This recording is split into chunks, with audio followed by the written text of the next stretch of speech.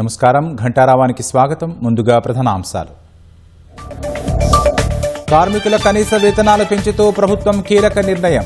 June 1 నుంచి అమల్లోకి వస్తాయని ముఖ్యమంత్రి ప్రకటన.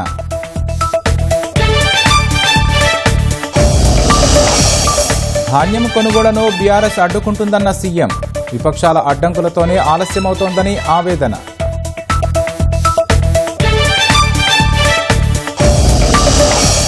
పోక్సో కేసులో భగీరథ్ను పోలీసులే అరెస్టు చేశారన్న సీఎం. పకడ్బందీగా విచారణ జరుగుతోందని వెల్లడి.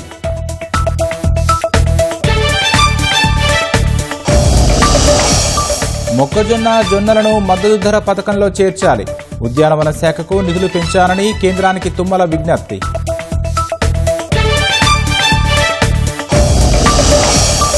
రాష్ట్రంలో ఉగ్రరూపం దాల్చిన భానుడు. 20 జిల్లాల్లో 46 డిగ్రీలు దాటిన ఉష్ణోగ్రతలు.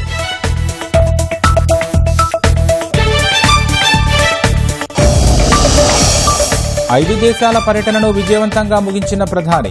భారత సంస్కృతి ఉట్టిపడేలా దేశాల నేతలకు కానుకల వెల్లువ.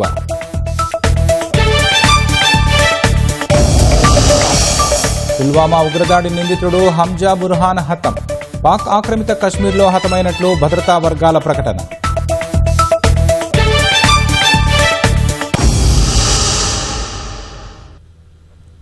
కార్మికుల కనీస వేతనాలు పెంచుతూ ప్రభుత్వం కీలక నిర్ణయం తీసుకుంది.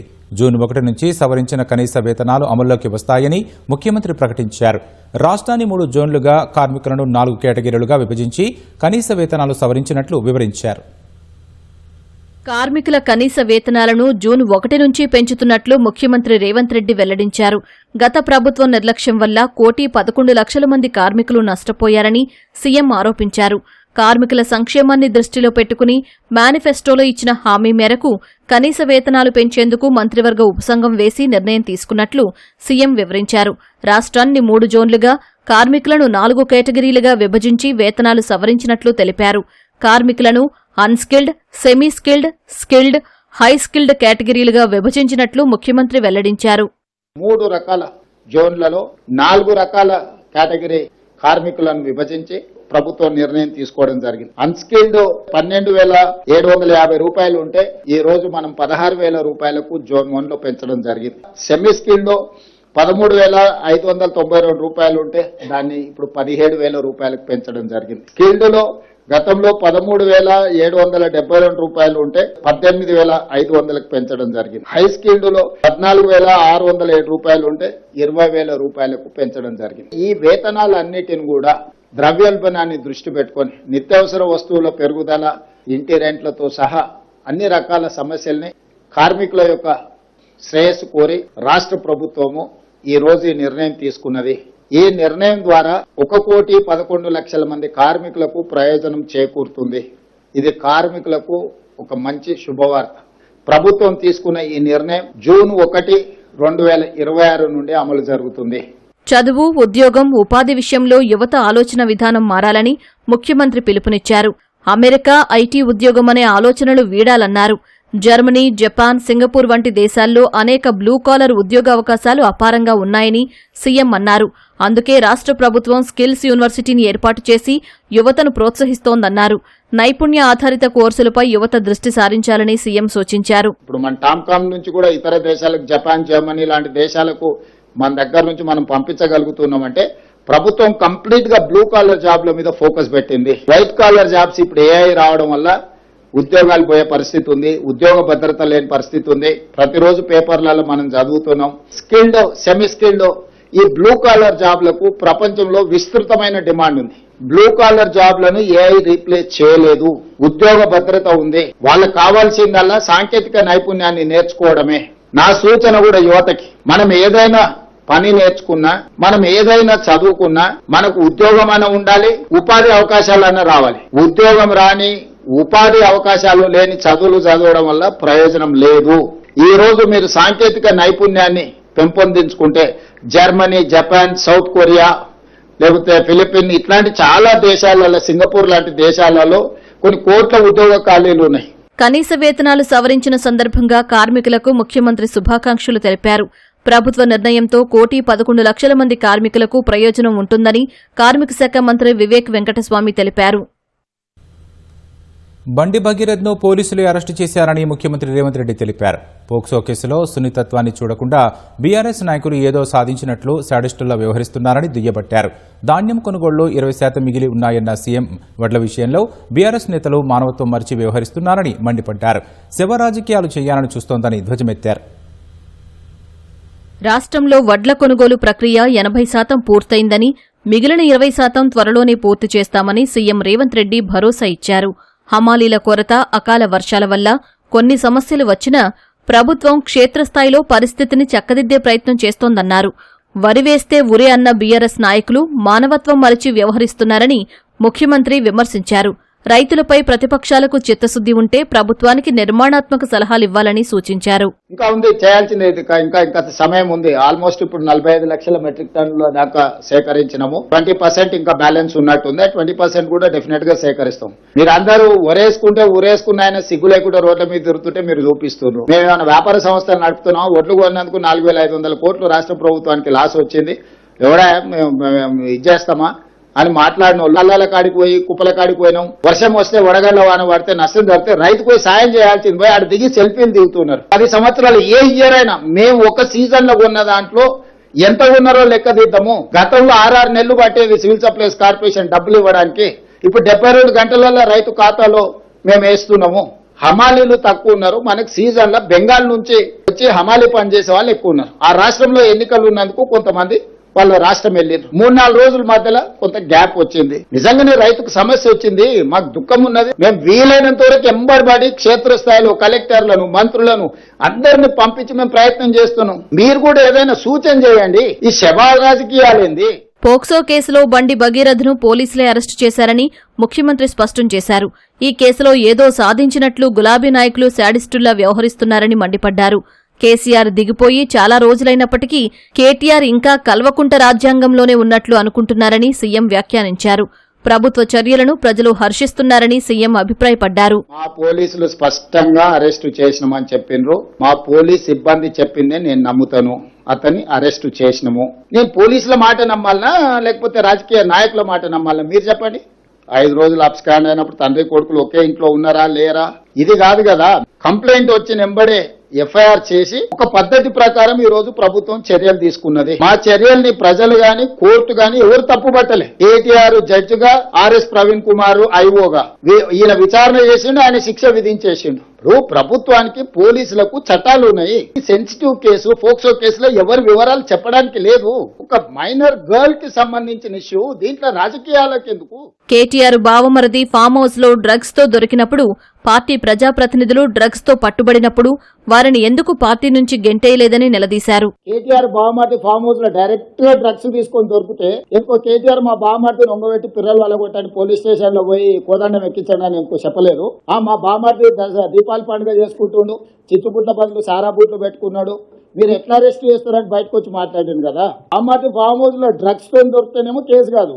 ఇంకో ఎమ్మెల్సీ కోడి పందాలతో దొరికిండు, దాని మీద లేదు. దుబాయ్ లో చనిపోయిన కేటీఆర్ మిత్రుడు ఆర్థిక లావాదేవీలు ఎక్స్ఎమ్మెల్యే వాళ్ళ ఫామ్ హౌస్ లో డ్రగ్స్ తోని పోలీసుల మీద కాల్పులు చేసి దొరికిండు. ఇంత చట్టాన్ని గౌరవించి సమాజాన్ని ఉద్ధరించే కేటీఆర్ ఏడబడుకున్నాడు. ఏ బొక్కలు పండుకుండు? ఎందుకో పార్టీల నుంచి సస్పెండ్ చేయలేదు వాళ్ళను. అతను ఆయనకు అమాయకుల్లాగా కనిపిస్తాడు. యువతల పిల్లల్ని చట్ట ప్రకారము పకడ్బందీగా చర్యలు తీసుకున్నాం మేము. మోదీ ప్రభుత్వం ప్రజా సమస్యలను, దేశాల మధ్య యుద్ధాన్ని సైతం రాజకీయ కోణంలో చూస్తోందని సీఎం ఆరోపించారు. అందుకే ఎన్నికలు రాగానే పెట్రోల్, డీజిల్ ధరలు పెంచుతున్నారని ఆక్షేపించారు. కుల గణన విషయంలో సుప్రీంకోర్టు తీర్పును స్వాగతిస్తున్నామని ముఖ్యమంత్రి అన్నారు.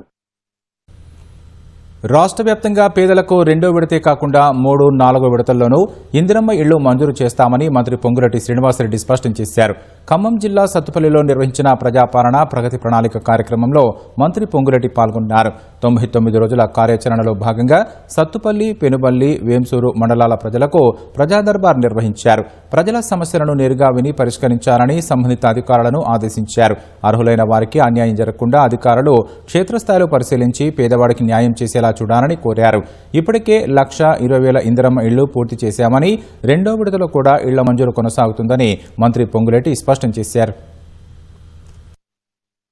ఎప్పుడు ఎన్నికలు వచ్చినా ఆనాటి దొరవారు బొమ్మలకే పరిమితం చేస్తే ప్రభుత్వం వచ్చిన మొదటి సంవత్సరమే రాష్ట్ర వ్యాప్తంగా 4.5 లక్షల ఇళ్లు 22,500 కోట్ల రూపాయలతో వడిగా ఇప్పటికే సుమారు 1,25,000 ఇళ్లు పూర్తి చేశాం. రేపు జూన్ నాటికి మరొక 1,00,000 ఇళ్లు కూడా పూర్తి చేయబోతున్నాం. మీ అందరి దీవెనలతో రెండో విడత కూడా నిన్ననే వెళ్ళి చూసొచ్చారు. అక్కడ గిరిజనులు, వెనకబడ్డ కులాలు ఎక్కడో మారుమూల ప్రాంతంలో ఉన్న ఆసిఫాబాద్ జిల్లాకి వెళ్ళాం. గౌరవ ముఖ్యమంత్రి గారి చేతుల మీదుగా రేపు 2వ తారీఖు నాడు రెండో విడత ఇందిరమ్మ ఇళ్లు కూడా రాష్ట్ర వ్యాప్తంగా ఇయ్యబోతున్నాం. మొక్కజొన్న, జొన్న పంటలను మద్దతు ధర పథకంలో చేర్చాలని కేంద్ర మంత్రి శివరాజ్ సింగ్ చౌహాన్ను మంత్రి తుమ్మల నాగేశ్వరరావు కోరారు. రంగారెడ్డి జిల్లా రాంజనగర్లోని భారత వ్యవసాయ పరిశోధన సమాఖ్య కార్యాలయానికి వచ్చిన కేంద్ర మంత్రి శివరాజ్ సింగ్ను మంత్రి తుమ్మల మర్యాదపూర్వకంగా కలిశారు.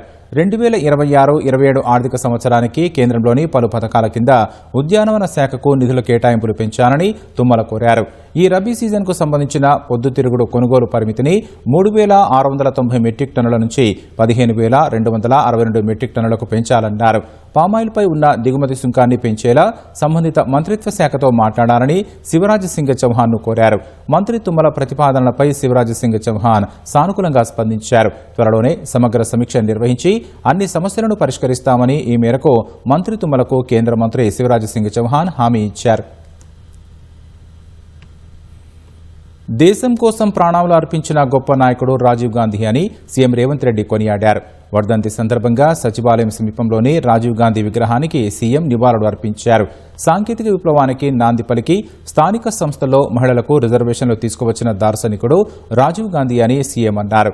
చట్టసభల్లోనూ మహిళలకు రిజర్వేషన్లు ఉండాలని గాంధీ కుటుంబం కృషి చేస్తే ప్రస్తుత మోడీ ప్రభుత్వం మహిళా రిజర్వేషన్ల బిల్లుకు డీలిమిటేషన్తో లింకు పెట్టి కుయుక్తులు పన్నారన్నారు. ప్రత్యేక పార్లమెంటు సమావేశాలు ఏర్పాటు చేసి మహిళా బిల్లును ప్రవేశపెట్టాలని డిమాండ్ చేశారు. రాష్ట్ర వ్యాప్తంగా ధాన్యం కొనుగోలు చేయాలని రైతుల నిరసనలు కొనసాగుతున్నాయి. మంచిర్యాల జిల్లా జైపూర్ మండలం ఇందారం జాతీయ రహదారిపై అన్నదాతలు ధర్నా నిర్వహించారు. మిల్లర్ల తీరుతో రైతులు తీవ్రంగా నష్టపోతున్నారని ఆందోళన వ్యక్తం చేశారు. మెదక్ జిల్లా చిన్నశంకరంపేట మెదక్ చేగుంట ప్రధాన రహదారిపై ద్విచక్ర వాహనాలు రోడ్డుకు అడ్డుగా పెట్టి రైతులు ఆందోళన చేపట్టారు. కామారెడ్డి జిల్లా జుక్కల్ నియోజకవర్గంలో ఎకరానికి 20 క్వింటాళ్ల చొప్పున జొన్న కొనుగోలు చేయాలని రైతులు డిమాండ్ చేశారు. పిట్లం బాన్స్వాడ ప్రధాన రహదారిపై జొన్న రైతులు ధర్నా చేశారు. మంచిర్యాల జిల్లా చెన్నూరులోని జాతీయ రహదారిపై పంట కొనుగోలు ఆలస్యాన్ని నిరసిస్తూ రైతులు ఆందోళనకు దిగారు. మెదక్ జిల్లా చిన్నశంకరంపేట మండలం అగ్రహారం గ్రామంలో అప్పుల భారంతో మనోవేదనకు గురై ఓ రైతు ఆత్మహత్య చేసుకున్నారు. మృతుని కుమారుడు పసుపుల మేడపానికి వెళ్లి ఇంటికి రాగా రాజయ్య దూలానికి ఉరివేసుకుని కనిపించారు. యాసంగి పంట సాగు సహా 2 కుమార్తెల వివాహాల కోసం రాజయ్య అప్పులు చేశారు. తిరిగి చెల్లించే దారి కనబడక ఇంట్లో ఎవరూ లేని సమయంలో బలవన్మరణానికి పాల్పడినట్లు పోలీసులు తెలిపారు. ఖమ్మం జిల్లా తీర్థాల గ్రామంలో కొనుగోలు కేంద్రంలో కాంటా వేసిన వరి ధాన్యం నిప్పు అంటుకొని దగ్ధమయ్యాయి. గుర్తు తెలియని వ్యక్తులు పంట పొలానికి నిప్పు పెట్టడంతో అవి కాలుతూ కొనుగోలు కేంద్రంలో ఉన్న వరి బస్తాలకు అంటుకున్నాయి. ధాన్యం కొనుగోలు కేంద్రానికి వచ్చి 20 రోజులైనా లారీలు రాక నిల్వలు అక్కడే నిలిచిపోయాయని రైతులు ఆవేదన వ్యక్తం చేశారు. లారీలు తెప్పించి ప్రభుత్వం ధాన్యాన్ని ఎగుమతి చేయాలని కోరారు.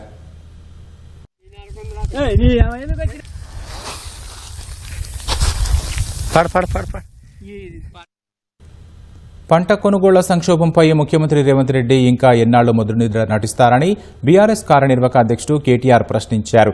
ఈ మేరకు సీఎం రేవంత్ రెడ్డికి బహిరంగ లేఖ రాసిన కేటీఆర్ 9.5 పాటు కొండంత ధైర్యంతో బతికిన అన్నదాత ఇవాళ ఆత్మవిశ్వాసం కోల్పోయి రోడ్డున పడ్డాడని పేర్కొన్నారు.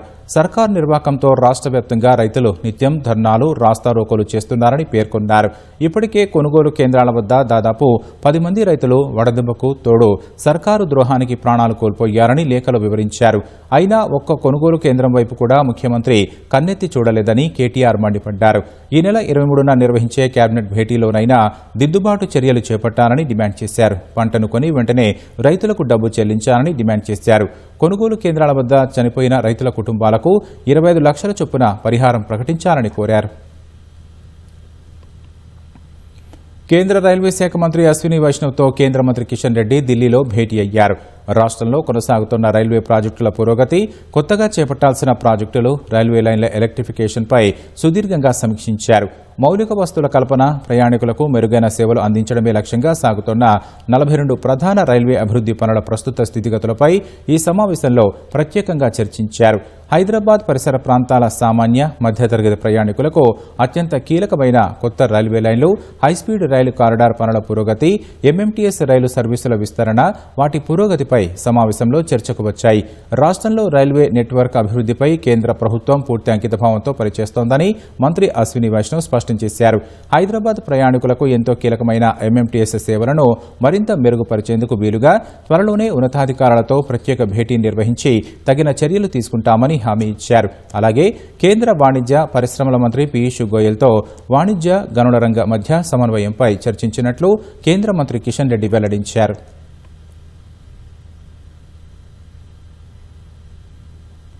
ప్రధాని నరేంద్ర మోదీ 5 దేశాల పర్యటనను విజయవంతంగా ముగించారు. ఈ పర్యటనలో ఆయా దేశాల నేతలకు భారత సంస్కృతి ఉట్టిపడేలా పలు కానుకలు అందజేశారు. ఇటలీ ప్రధాని జార్జియా మెలోనీకి అసోంలో ప్రసిద్ధిగాంచిన ముగా సిల్క్ శాలువాను మోదీ బహుకరించారు. మణిపూర్కు చెందిన సిరుగి లిలీ సిల్క్ స్కార్ప్ను కూడా గిఫ్ట్గా ఇచ్చారు. ఇటలీ అధ్యక్షుడు సెర్గియో మ్యాటరెల్లాకి పండిత్ భీమ్సేన్ జోషి, ఎంఎస్ సుబ్బలక్ష్మి పాటల సీడీలు కలిగిన మార్బుల్ ఇన్లే వర్క్ బాక్సును బహుమతిగా ఇచ్చారు. యుఏఈ అధ్యక్షుడు షేక్ మహమ్మద్ బిన్ జాయద్ అల్ నహ్యాన్కు గుజరాత్లోని కచ్ ప్రాంతానికి చెందిన రోగన్ పెయింటింగ్తో పాటు గుజరాత్లో ప్రసిద్ధి చెందిన కేసరి మామిడి పండ్లు, మేఘాలయకు చెందిన పైనాపిల్ పండ్లను ఇచ్చారు. నార్వే ప్రధానమంత్రి జోసెఫ్ గార్ స్టోన్కు సిక్కిం లోయ నుంచి సేకరించిన orchid painting, orchid paper weight బహుకరించారు. నెదర్లాండ్స్ ప్రధాని రాబ్ జెట్టెన్కు మధుబనితో డిజైన్ చేసిన చేపల ఆకృతి చిత్రపటం, దక్కన్ ప్రాంతానికి చెందిన బిద్రీ వెండి పూలకుండి ఇచ్చారు. ఫిన్లాండ్ ప్రధాని పెట్టెరి ఓర్పోకు రాజస్థాన్లోని నాద సంప్రదాయానికి చెందిన కమల్ తలై పిచ్చాయి చిత్రపటాన్ని మోదీ బహుమతిగా ఇచ్చారు. ఐరాస అనుబంధ ఆహార వ్యవసాయ సంస్థ ఎఫ్ఏఓ డైరెక్టర్ జనరల్కు భారత్లో పండిన పలు రకాల ధాన్యాలు, మహారాష్ట్రలో ఫేమస్ అయిన మిల్లెట్ బార్స్ను అందజేశారు. ఉగ్ర సంస్థ అల్ బదర్ కమాండర్ పుల్వామా ఉగ్రదాడి సమయంలో గ్రౌండ్ వర్కర్గా పనిచేసిన హంజా బుర్హాన్ పాక్ ఆక్రమిత కశ్మీర్లో హతమయ్యాడు. డబ్బు పంపకాల విషయమై జరిగిన గ్యాంగ్ వార్లో హతమైనట్లు సంబంధిత వర్గాలు తెలిపాయి. హంజా బుర్హాన్ కశ్మీర్ యువతను ఆకర్షించడమే కాకుండా వారు ఆయుధాలు పట్టేలా, డ్రగ్స్ స్మగ్లింగ్లో పాల్గొనేలా ప్రోత్సహించేవాడని అధికారులు తెలిపారు. అలా చేరిన వారిలో చాలా మందిపై చట్ట వ్యతిరేక కార్యకలాపాల నిరోధక చట్టం కింద కేసులు నమోదైనట్లు చెప్పారు. జమ్మూ కశ్మీర్లో యాక్టివ్గా ఉన్న అల్ బదర్ ఉగ్ర సంస్థ ప్రచారం, నియామకాలు, భావజాలం వ్యాప్తికి హంజా మృతి ఎదురుదెబ్బ కానుందని అధికారులు తెలిపారు. యువతను ప్రభావితం చేయడానికి అల్ బదర్ ఉగ్ర సంస్థ వ్యూహాత్మక ప్రచార యుద్ధంలో హంజా కీలక సభ్యుడని తెలుస్తోంది. తమిళనాడు ముఖ్యమంత్రి విజయ్ తన మంత్రివర్గాన్ని విస్తరించారు. ఇందులో భాగంగా మొత్తం 23 మంది ఎమ్మెల్యేలతో గవర్నర్ రాజేంద్ర ఆర్లేకర్ లోక్ భవన్లో మంత్రులుగా ప్రమాణం చేయించారు. వీరిలో విజయ్ నేతృత్వంలోని టీవీకే పార్టీకి చెందిన 21 మంది ఎమ్మెల్యేలు ఉండగా, మిత్రపక్షమైన కాంగ్రెస్ పార్టీ నుంచి 2 ఎమ్మెల్యేలు రాజేష్ కుమార్, పి విశ్వనాథన్ ఉన్నారు. ఈ చేరికతో దాదాపు 6 దశాబ్దాల తర్వాత తమిళనాడు ప్రభుత్వంలో కాంగ్రెస్ తొలిసారి భాగస్వామయ్యింది. మరోవైపు టీవీకే ప్రభుత్వానికి సంఖ్యాపరంగా అత్యంత కీలకమైన మిత్రపక్షాలు ఐయుఎంఎల్, వీసీకేకు ఈ మంత్రివర్గ విస్తరణలో చోటు దక్కలేదు. విజయ్ మంత్రివర్గంలో మరో 3 పదవులు ఖాళీగా ఉండగా వీటిని ఈ 2 పార్టీలకు కేటాయించే అవకాశం ఉంది. భవిష్యత్తులో ఈ మిత్రపక్షాలు అధికారికంగా టీవీకే ప్రభుత్వంలో చేరే అవకాశం ఉందని సంబంధిత వర్గాలు వెల్లడించాయి. మే 10న సీఎం విజయ్తో పాటు మరో 9 మంది మంత్రులుగా ప్రమాణ స్వీకారం చేశారు. ఇవాళ 23 మంది మంత్రుల చేరికతో విజయ్ ప్రభుత్వంలో మంత్రుల సంఖ్య 32కు చేరుకుంది. తమిళనాడు తొలి మంత్రివర్గ విస్తరణ ప్రమాణ స్వీకార కార్యక్రమంలో కాంగ్రెస్ అగ్రనేతల పేర్లను ప్రస్తావించడం వివాదానికి దారితీసింది. కాంగ్రెస్ ఎమ్మెల్యే రాజేష్ కుమార్ వేదికపై ప్రమాణ పత్రాన్ని చదువుతూ తన ప్రమాణ స్వీకారాన్ని ముగించారు. ఆ తర్వాత మాజీ ప్రధాని రాజీవ్ గాంధీ, తమిళనాడు దివంగత కాంగ్రెస్ నేత కామరాజ్, ఆ పార్టీ అగ్రనేత రాహుల్ గాంధీల పేర్లను ప్రస్తావించారు. దీనిపై గవర్నర్ రాజేంద్ర విశ్వనాథ్ ఆర్లేకర్ సీరియస్గా స్పందించారు. అది మీ ప్రమాణంలో భాగం కాదని మందలించారు. తర్వాత రాజేష్ కుమార్ తన ప్రమాణ పత్రంపై సంతకం చేసి అక్కడి నుంచి వెళ్లిపోయారు. ప్రస్తుతం ఈ సంఘటన తమిళనాడులో చర్చనీయాంశంగా మారింది. పార్టీ సభ్యత్వ నమోదు కోసం బీఆర్ఎస్ అధినేత కేసీఆర్ 119 నియోజకవర్గాలకు ఇన్ఛార్జీలను ప్రకటించారు. డిజిటల్ విధానంలో సభ్యత్వ నమోదు చేపట్టనున్నారు. దీంతో శిక్షణ మొదలు సభ్యత్వం పర్యవేక్షణ కోసం సీనియర్ నేతలకు ఇన్ఛార్జీలుగా బాధ్యతలు అప్పగించారు. అన్ని నియోజకవర్గాల ఇన్ఛార్జీలతో పాటు ప్రతి నియోజకవర్గానికి ఒకరు చొప్పున ఐటీ నిపుణులతో కలిపి తెలంగాణ భవన్లో డిజిటల్ శిక్షణ ఇవ్వనున్నారు. అనంతరం బీఆర్ఎస్ జిల్లా కార్యాలయాల్లో పార్టీ ప్రధాన కార్యదర్శులు నియోజకవర్గాల ఇన్ఛార్జీల ఆధ్వర్యంలో నియోజకవర్గాల వారీగా శిక్షణ శిబిరాలు నిర్వహిస్తారు. బూత్కు 2 చొప్పున వారం రోజుల పాటు శిక్షణ శిబిరాలు ఉంటాయి. డిజిటల్ శిక్షణ పూర్తయిన వెంటనే సభ్యత్వ నమోదు తేదీ ప్రకటన ఉంటుంది. ఆ సమయంలో కేసీఆర్ నేతలు సభ్యత్వ నమోదు కార్యక్రమంలో పాల్గొననున్నారు. సభ్యత్వ నమోదు అనంతరం గ్రామస్థాయి నుంచి రాష్ట్ర స్థాయి వరకు అన్ని రకాల కమిటీలకు ఎన్నికల షెడ్యూల్ ప్రకటించి ఏర్పాటు చేస్తారు. కమిటీల నియామకం తర్వాత పార్టీ శిక్షణా శిబిరాలు నిర్వహించనుంది.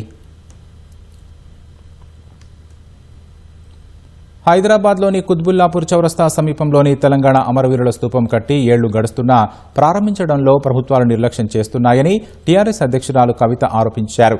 కుత్బుల్లాపూర్ గండిమైసమ్మ చౌరస్తాలో తెలంగాణ రక్షణ సేన జెండాను కవిత ఆవిష్కరించారు. రాష్ట్ర వ్యాప్తంగా టీఆర్ఎస్ పార్టీ జెండా ఆవిష్కరణ కార్యక్రమం జరుగుతోందని తెలిపారు. కుత్బుల్లాపూర్ చౌరస్తా నుంచి కొద్ది దూరంలో ఉన్న అమరవీరుల స్తూపం నిర్మించి 20 ఏళ్లు గడుస్తున్నా ప్రారంభానికి నోచుకోలేదన్నారు. ప్రభుత్వం జూన్ 2లోగా ప్రారంభించకపోతే తమ కార్యకర్తలే అమరవీరుల స్తూపానికి రంగులేసి ప్రారంభిస్తారని కవిత ప్రకటించారు. అమరవీరుల స్తూపం కట్టి 20 ఏండ్లైనా ఇనాగ్రేషన్ చేయలేనటువంటి పరిస్థితి ఉంది. తెలంగాణ వచ్చినప్పటి నుంచి ఈ సీట్లో తెలంగాణ పార్టీ వాళ్ళని గెలిపించినా కూడా మరి ఆ స్తూపం ఓపెన్ కాకుండా ఉన్నది. మేము ఇవాళ ప్రభుత్వానికి హెచ్చరిక చేస్తా ఉన్నాం. జూన్ 2వ తారీఖు లోపల అమరవీరుల స్తూపం మీరు ఇనాగ్రేషన్ చేయండి, లేదంటే తెలంగాణ రక్షణ సేన నుండి మేమే ఆ స్తూపానికి రంగులేసి జూన్ 2వ తారీఖు నాడు మేమే ఇనాగ్రేషన్ చేస్తామని తెలియజేస్తా ఉన్నాం. రాష్ట్రంలో భానుడి భగభగల తీవ్రత కొనసాగుతోంది. ఇవాళ 20 జిల్లాల్లో 46 డిగ్రీల ఉష్ణోగ్రత దాటింది. పెద్దపల్లి, సూర్యాపేట జిల్లాలో అత్యధికంగా 46.5 డిగ్రీలు, నారాయణపేట జిల్లాలో అత్యల్పంగా 42.4 డిగ్రీల ఉష్ణోగ్రత నమోదైంది. కొత్తగూడెం, హనుమకొండ, జగిత్యాల, భూపాలపల్లి, కరీంనగర్, ఖమ్మం, కొమరంభీం, మంచిర్యాల, ములుగు, నల్గొండ, రాజన్న సిరిసిల్ల, మహబూబాబాద్, నిర్మల్, నిజామాబాద్, భువనగిరి, ఆదిలాబాద్, వరంగల్, సిద్దిపేట జిల్లాల్లో ఉష్ణోగ్రత 46 డిగ్రీలు దాటింది. కామారెడ్డిలో 45.9 డిగ్రీలు నమోదైంది. జనగామ, మెదక్, నాగర్ కర్నూల్, రంగారెడ్డి జిల్లాల్లో 45 డిగ్రీల ఉష్ణోగ్రత రికార్డయింది. సంగారెడ్డి, మల్కాజ్గిరి, మహబూబ్ నగర్లో 44 డిగ్రీలు నమోదైంది. హైదరాబాద్, గద్వాల, వికారాబాద్, వనపర్తి జిల్లాల్లో 43 డిగ్రీలు దాటింది.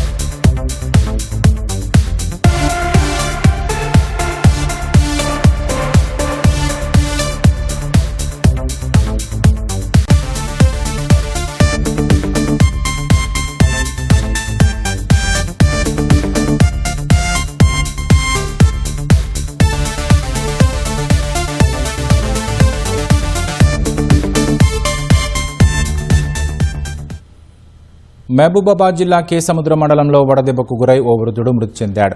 అరపనపల్లి గ్రామానికి చెందిన 75 ఏళ్ల నేరెళ్ల సోమయ్య కొన్ని రోజులుగా ఉపాధి హామీ పనులకు వెళుతున్నాడు. ఎండవేడితో 2 రోజుల క్రితం అస్వస్థతకు గురయ్యాడు. ఆరోగ్యం క్షీణించడంతో బంధువులు మహబూబాబాద్ ప్రభుత్వాసుపత్రికి తరలించారు. ఆసుపత్రిలో చికిత్స పొందుతూ మృతి చెందాడు.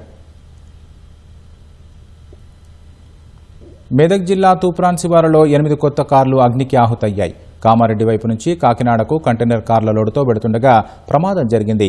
తూప్రాన్ శివారు 44 నంబర్ జాతీయ రహదారిపై కార్ల లోడుతో వెడుతున్న కంటైనర్లో పొగలు రావడంతో గమనించిన డ్రైవర్ అప్రమత్తమై పక్కకు నిలిపేశాడు. చూస్తుండగానే మంటలు కంటైనర్ చుట్టూ వ్యాపించాయి. కంటైనర్తో పాటు 8 కొత్త కార్లు సైతం కాలిపోయాయి. సమాచారం అందుకున్న అగ్నిమాపక సిబ్బంది మంటలను ఆర్పివేశారు.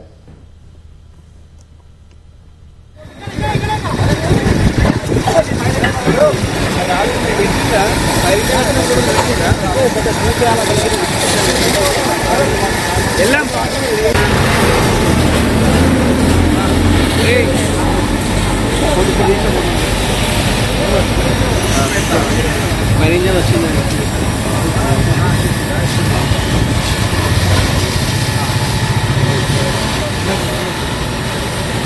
ఇప్పుడు తగ్గితే పెట్టు.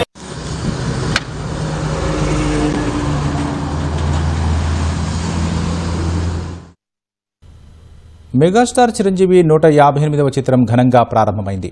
హైదరాబాద్ అన్నపూర్ణ స్టూడియోలో పూజా కార్యక్రమాలు నిర్వహించారు. ముఖ్య అతిథిగా పాల్గొన్న పవన్ కళ్యాణ్ క్లాప్ కొట్టగా చిరు కుమార్తె నిర్మాత సుస్మిత కెమెరా స్విచ్ ఆన్ చేశారు. బాబీ దర్శకత్వం వహిస్తున్న చిత్రాన్ని కేవీఎన్ ప్రొడక్షన్స్ నిర్మిస్తోంది. సినిమా ప్రారంభోత్సవానికి పలువురు సినీ పెద్దలు సహా నటి అనశ్వర రాజన్ కూడా హాజరయ్యారు.